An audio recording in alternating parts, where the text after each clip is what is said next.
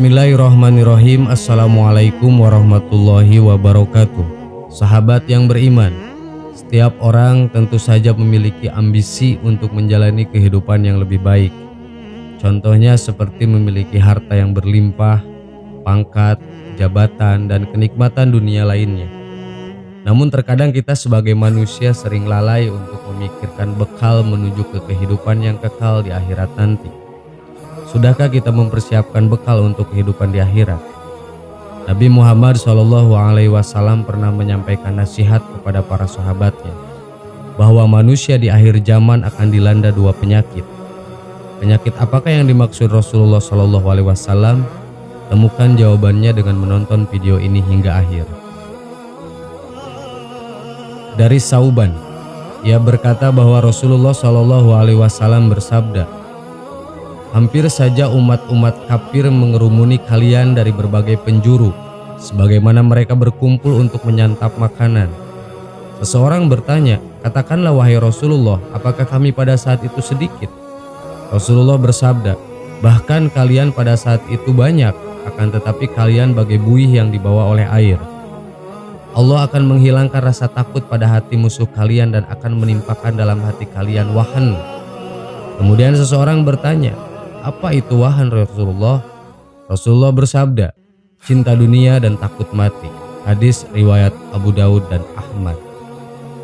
Dalam sebuah hadis lain Rasulullah bersabda, umatku akan ditimpa penyakit yang pernah menimpa umat terdahulu. Sahabat bertanya, apakah penyakit umat terdahulu itu? Beliau menjawab, penyakit itu ialah terlalu banyak seronok, terlalu mewah, menghimpun harta sebanyak mungkin, tipu menipu dalam merebut harta benda dunia, saling marah, hasut menghasut, sehingga menjadi doli mendolimi. Hadis riwayat Al-Hakim. Menurut cendekiawan Muslim Turki Muhammad Fatullah Gulen, dari hadis tersebut dapat dipelajari bahwa kelak akan datang suatu masa ketika bangsa-bangsa di dunia bersekutu dan memusuhi umat Islam. Menurutnya para musuh Islam itu akan merampok semua kekayaan yang menjadi hak umat muslim untuk dibagikan di kalangan mereka. Bahkan melalui hadis tersebut diketahui, meski dalam jumlah banyak namun muslim tidak memiliki kekuatan di hadapan bangsa-bangsa yang bersekutu memusuhi Islam. 1. Cinta dunia. Sikap ini ditandai dengan besarnya ambisi seseorang untuk mengejar dunia tanpa berpikir tentang akhiratnya. Padahal sejatinya hidup di dunia ini hanyalah persinggahan saja. Namun karena sikap ini membuat seseorang lupa untuk mengumpulkan amal sebagaimana bekal akhirat nanti. Lihatlah di tengah-tengah kita saat ini berapa banyak orang-orang yang tersangkut korupsi. Berapa banyak orang-orang yang menjual narkoba sehingga mereka masuk ke dalam penjara. Apa sebenarnya yang mereka kejar? Yang mereka kejar adalah uang, kekayaan, dan kekuasaan. Mereka seakan-akan diputar di dunia sehingga tidak terselip sedikit pun dari tindakan itu bekal untuk menuju akhirat. Padahal Allah Subhanahu wa Ta'ala telah mengingatkan kita untuk tidak melampaui batas dalam mengejar dunia, karena orang-orang yang seperti itu Allah sudah siapkan tempatnya di neraka. Allah Subhanahu wa Ta'ala berfirman, katakanlah hai ahli kitab, janganlah kamu berlebih-lebihan atau melampaui batas dengan cara tidak benar dalam agamamu. Dan janganlah kamu mengikuti hawa nafsu orang-orang yang telah sesat dahulunya sebelum kedatangan Muhammad. Dan mereka telah menyesatkan kebanyakan manusia. Dan mereka tersesat dari jalan yang lurus. Quran Surat Al-Maidah ayat 77. Padahal kehidupan akhirat itu jauh lebih baik dan lebih kekal. Quran Surat Al-A'la ayat 87. 2. Takut mati. Takut mati bisa saja membuat seseorang menjadi giat mengumpulkan amal sebagai bekal. Namun pada konsep ini takut mati yang dimaksud adalah orang-orang yang takut mati karena lemahnya iman dalam diri mereka. Mereka menyadari kurangnya amal sehingga tidak mau bertemu Allah lewat kematian. Gemerlapnya dunia membuat mereka terperdaya hingga melupakan satu hal yang pastinya yaitu kematian. Padahal Rasulullah SAW sudah menyampaikan bahwa orang-orang yang paling cerdas adalah orang-orang yang banyak mengingat kematian. Dengan itu mereka akan banyak mempersiapkan diri untuk bekal hari akhirat.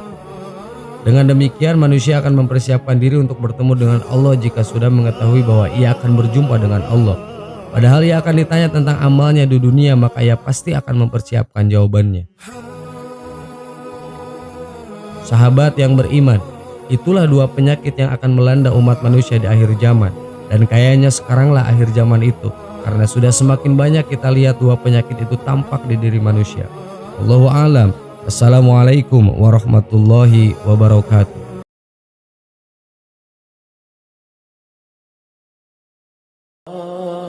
Bismillahirrahmanirrahim. Assalamualaikum warahmatullahi wabarakatuh. Sahabat yang beriman, seorang pria asing datang ketika Rasulullah Shallallahu Alaihi Wasallam sedang duduk bermajelis dengan para sahabat. Pria itu berpenampilan sangat rapih, tak nampak padanya tanda-tanda bekas perjalanan jauh. Namun tak ada seorang pun yang mengenalinya sebagai warga Madinah. Pria asing itu tiba dan segera duduk di hadapan Rasulullah. Ia duduk sangat dekat dengan Nabi hingga lututnya menempel dengan lutut beliau Rasulullah Shallallahu Alaihi Wasallam. Pertanyaan demi pertanyaan pun diajukan kepada Nabi. Namun setiap kali Rasulullah menjawabnya, pria asing itu berkata, "Kau benar." Umar bin Khattab yang ada di sana sampai terheran-heran melihat si pria asing.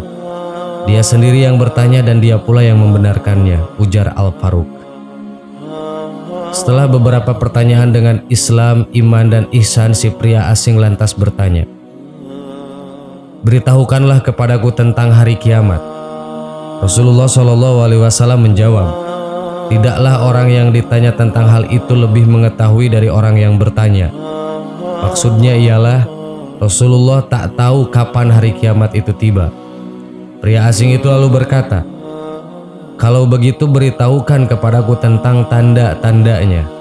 Rasulullah menjawab, yaitu apabila seorang budak melahirkan majikannya, jika orang yang bertelanjang kaki menjadi pemimpin orang banyak, jika orang yang tak mengenakan baju atau miskin serta pengembala kambing berlomba-lomba mendirikan bangunan megah yang menjulang tinggi, itulah tanda-tanda kiamat. Hadis riwayat Bukhari dan Muslim. Singkat cerita, pria asing itu lalu pergi. Kemudian Rasulullah memberitahukan kepada para sahabat beliau bahwa pria tersebut adalah malaikat Jibril yang menjelma menjadi manusia. Kisah tadi disyarikan dari hadis kedua Arba'in An-Nawawiyah dan diriwayatkan oleh Al-Bukhari dan Muslim. Banyak pelajaran yang didapat dari peristiwa tersebut. Salah satunya yakni tentang salah satu tanda hari kiamat adalah ketika budak wanita melahirkan tuannya.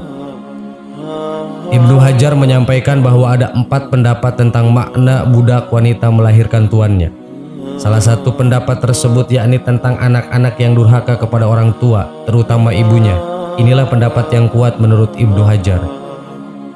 Seorang ibu seakan-akan diperbudak oleh anaknya sendiri. Si anak berbuat durhaka dengan memposisikan diri seakan sebagai majikan ibunya.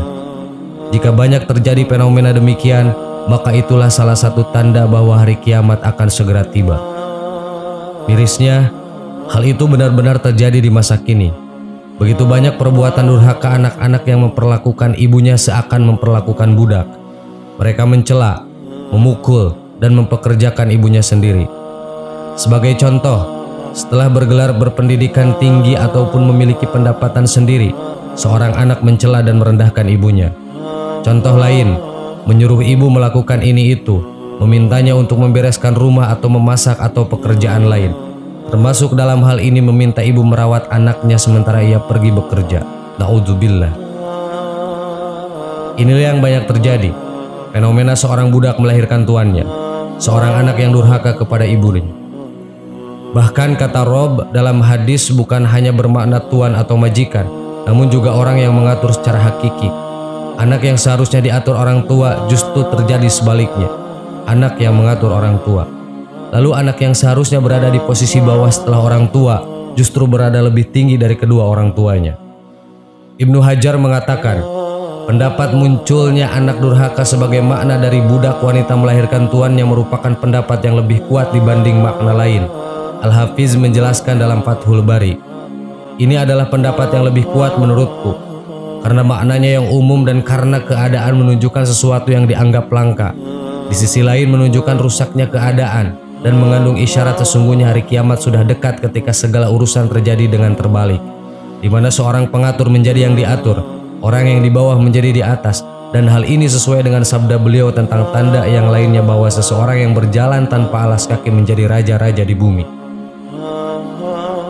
Sahabat yang beriman, jelaslah bahwasannya ketika dunia sudah terbalik, ketika anak yang menghormati justru tidak dihormati, ketika orang tua yang seharusnya diagungkan layaknya raja justru menjadi pembantu, maka bersiaplah karena hari kiamat itu akan segera tiba. Wallahu a'lam. Wassalamualaikum warahmatullahi wabarakatuh.